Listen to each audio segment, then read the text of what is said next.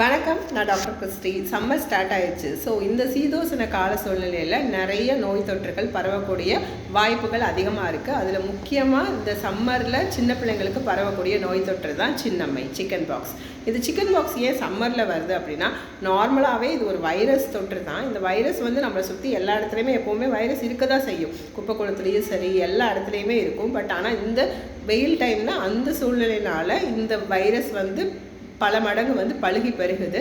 அதனால் அதிகமாக வேர்த்து பிள்ளைங்க ஒருத்தருக்கு ஒருத்தர் நெருங்கி விளையாடும் போது இது ஒரு ட்ராப்லெட் இன்ஃபெக்ஷன் தான். ட்ராப்லெட்னால் நம்மளோட செக்ரீஷன்ஸ் மூலமாக, வாயிலிருந்து மூக்கிலேருந்து வர்ற செக்ரீஷன்ஸ் மூலமாக ஒருத்தர்கிட்ட இன்னொருத்தருக்கு பரவும்.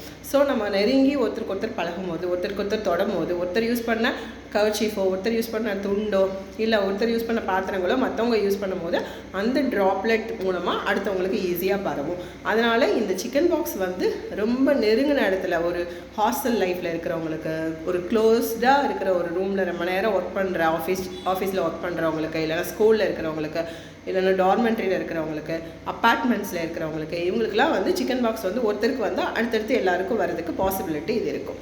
ஓகே, இந்த சிக்கன் பாக்ஸ் ஒரு வைரல் இன்ஃபெக்ஷனால் வருது.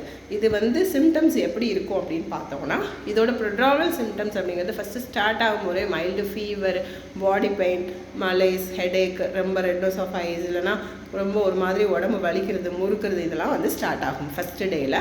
செகண்ட் டே ஈவினிங் அந்த நீர் கோர்த்துட்டு அந்த சிக்கன் பாக்ஸுக்கே உள்ள அந்த நீர் கோர்த்த எரப்ஷனாக ஃபார்ம் ஆக ஆரம்பிக்கும். அது பயங்கர, அது எரப்ஷன் வரதுக்கு முன்னாடி பயங்கர ஊறல், நமைச்சல், அரிப்போ ஏற்படலாம். ஸோ இந்த நீர் கோர்க்கிறது ஃபஸ்ட்டு முதுகுலையும் மார்பிளையும் வரும். அதுக்கப்புறமா கை கால்கள் எல்லாத்துலேயுமே வரும். இந்த ஒரு 4-5 நாள் இது படுத்தி எடுத்துடும், இந்த எரப்ஷன்ஸும் சரி, அந்த ஊறலும் சரி. ஸோ இந்த டைமில் தான் நம்ம சின்ன பிள்ளைங்களுக்கு ரொம்ப அட்டென்ஷன் அண்ட் கேர் கொடுக்குற மாதிரி இருக்கும். ஏன்னா அவங்களால அந்த ஊரலை தாங்கிக்க முடியாது. அந்த காலத்தில் என்ன பண்ணுவாங்க, வேப்பலை மஞ்சள் தேய்ச்சி குளிக்க இது பண்ணுவாங்க. அந்த எரப்ஷன்ஸ் ஹீல் ஆகிற டைமில் குளிக்க ஊற்றும் போது, ஃபஸ்ட்டு தண்ணி ஊற்றும் போது அதே மாதிரி வேப்பலை வச்சு அது தடவி விடுறது, இந்த மாதிரியெல்லாம் பண்ணுவாங்க. ஹோமியோபதியில் இந்த எரப்ஷனோட ஒவ்வொரு ஸ்டேஜஸ்லேயுமே மெடிசன்ஸ் இருக்குது. எரப்ஷன் ஸ்டார்ட் ஆகும் போதும் சரி, இல்லை அந்த ப்ரொட்ராமல் சிம்டம்ஸ் சொல்லக்கூடிய fever, body pain, running nose, இது இருக்கும் போதுமே அந்த சிம்டமோட இன்டென்சிட்டியை குறைக்கிறதுக்கும் ஹோமியோபதி மெடிசன்ஸ் இருக்குது. அந்த ஊரல் அதிகமாக இருக்கும் போது, அந்த எரப்ஷனில் இச்சிங் அதிகமாக இருக்கும் போது உள்ளதுக்கும் மெடிசன்ஸ் இருக்குது. இந்த இச்சிங் இதெல்லாமே ஒரு 1 வீக்கில் செட்டில் ஆகிடும் அதுவே.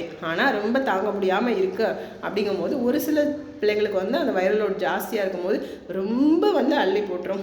ஸோ அதனால் அவங்களால ரொம்ப கஷ்டப்படுவாங்க. அந்த சூழ்நிலையில் இந்த மெடிசின்ஸ் எடுத்துக்கும் போது இப்படி ஈஸியாக இந்த நோயை கடந்து போக முடியுமா அப்படின்னு நிறைய பேஷண்ட்ஸ் சொல்லியிருக்காங்க. அதுக்காக தான் இந்த விழிப்புணர்வு பதிவு. அதே மாதிரி அந்த நார்மலாக அந்த இச்சிங் எல்லாம் சப்சைட் ஆகி அந்த எரப்ஷன் ஹீல் ஆகி அந்த ஸ்கார் மறையிறதுக்கு ஒரு 2-3 மாதம் ஆகலாம். ஹோமியோபதியில் அந்த ஸ்காருமே ஃபாஸ்ட்டாக மறையிறதுக்கு மெடிசின்ஸ் இருக்குது, நம்ம எடுத்துக்கலாம். அதுக்காக தான் இந்த பதிவை நான் பதிவிடுறேன். அதுக்கப்புறமா இந்த சிக்கன் பாக்ஸ் வந்திருக்கு அப்படின்னா அந்த டைமில் நம்ம எந்த மாதிரி கேர் கொடுக்கணும், நம்ம பாடியை ரொம்ப ஹைட்ரேட்டடாக வச்சுக்கணும். ஸோ தண்ணி நிறைய குடிக்கணும், தண்ணி சத்துள்ள உணவுகள் நிறைய எடுத்துக்கணும், நிறைய பழங்கள் எடுத்துக்கணும். நம்ம இளநீ, இல்லைனா நீர்மோர், அந்த மாதிரி கரும்பு ஜூஸ், அந்த மாதிரி தண்ணி சத்துள்ள நீராகாரங்களும் நிறைய எடுத்துக்கணும். தண்ணி சத்துள்ள பழங்கள் நிறைய எடுத்துக்கணும். நீர் காய்கறிகள் நிறைய எடுத்துக்கிடணும். அதே மாதிரி புரதச்சத்துள்ள உணவுகளும் எடுத்துக்கணும். ஸோ உணவுகளே ஒரு சத்து மாவு, கஞ்சி, கூழ், அந்த மாதிரி ஐட்டங்கள் நிறைய நம்ம கொடுத்துக்கலாம். ஸோ இந்த மாதிரி நம்ம உணவுகள் மூலமாகவும் அந்த ஒரு ரொம்ப சூடாக இருக்கிறத நம்ம தவிர்த்துக்கிறதுக்கு என்ன பண்ணணுமோ அதை செய்யணும்.